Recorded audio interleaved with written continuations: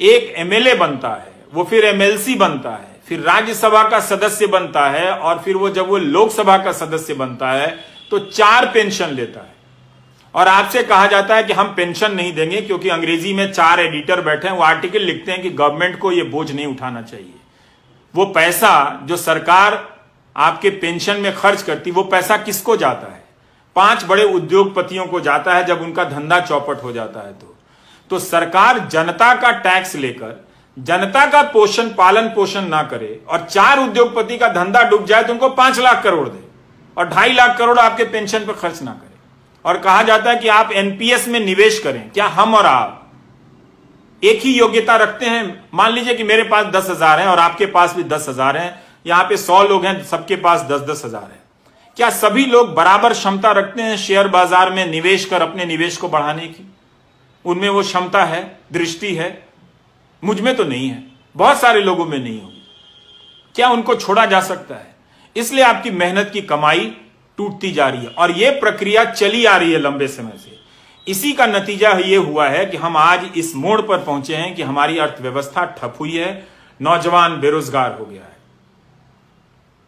तो आपकी जो नौकरी है वो व्यापक आर्थिक नीतियों से जुड़ी हुई है।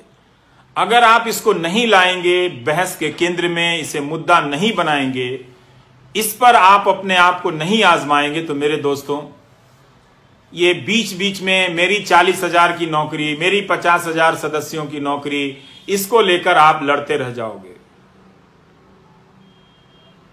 कोई फायदा नहीं होगा। 17 सितंबर को आपने इतना बड़ा आंदोलन किया, कोई फायदा नहीं हुआ। आप मेरी बात को सुनो, मेरे बारे में जो अफवाहें फैला रहे हैं वो फैलाते रहें।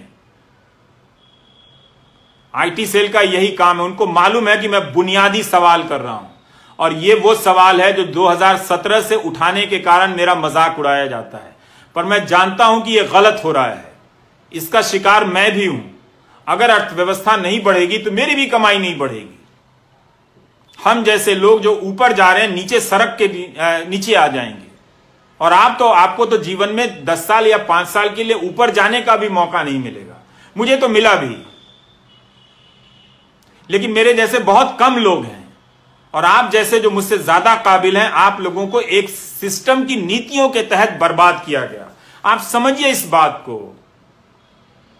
आपको जिसका भी समर्थक रहना है बनिए, लेकिन रोजगार के सवाल पर जुनून पैदा कीजिए, धर्म के सवाल पर नहीं, जाति के सवाल पर नहीं, वरना आप बेरोजगारी के दौर से गुजरते हुए बुढ़ापे में जाएंगे और तब आपके लिए वो 1,000 रुपए सामाजिक सुरक्षा के लिए होंगे, जिसे प्रधानमंत्री ऐसे बताते हैं जैसे 1 करोड़ रुपए उनकी झोली में डाल दिया हो।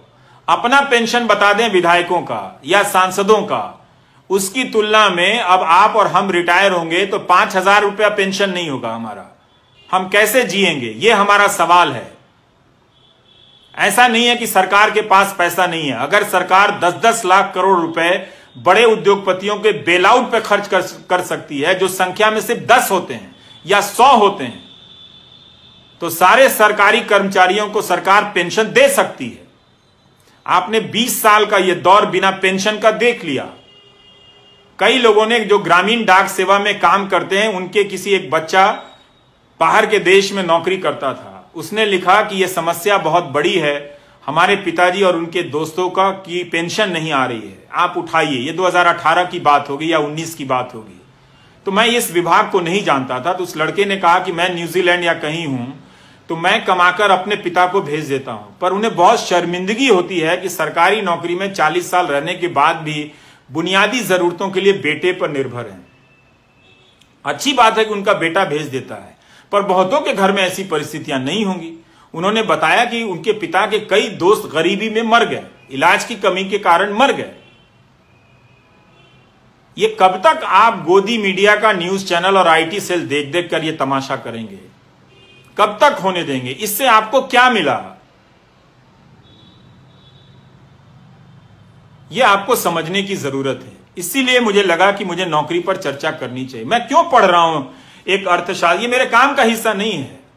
आज भी दो नेताओं ने कुछ बेहुदगी